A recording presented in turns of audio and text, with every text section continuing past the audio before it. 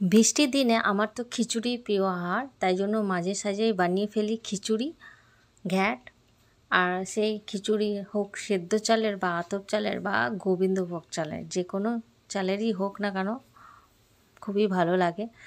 ঘ্যাটের জন্য বিভিন্ন সবজি আনাজ কেটে রেখেছি, আর এটা ঘ্যাট করা হচ্ছে। আর ঘ্যাটের রেসিপি আমি লং ভিডিওতে বলেছি।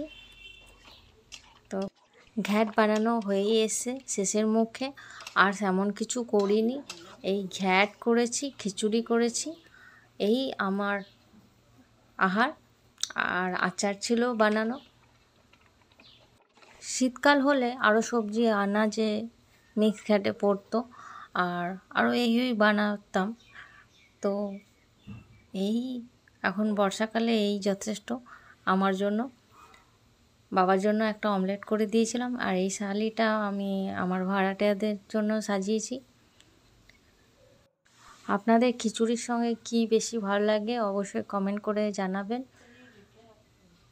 আর আমার এই রেসিপি কেমন লাগে আপনারা যারা দেখে থাকেন অবশ্যই জানাবেন, কোনো রেসিপি ট্রাই করেছেন কি না। খিচুড়ি রেসিপি কম বেশি সবাই জানে, তাই জন্য আমি আর এখানে খিচুড়ির রেসিপি শেয়ার করলাম।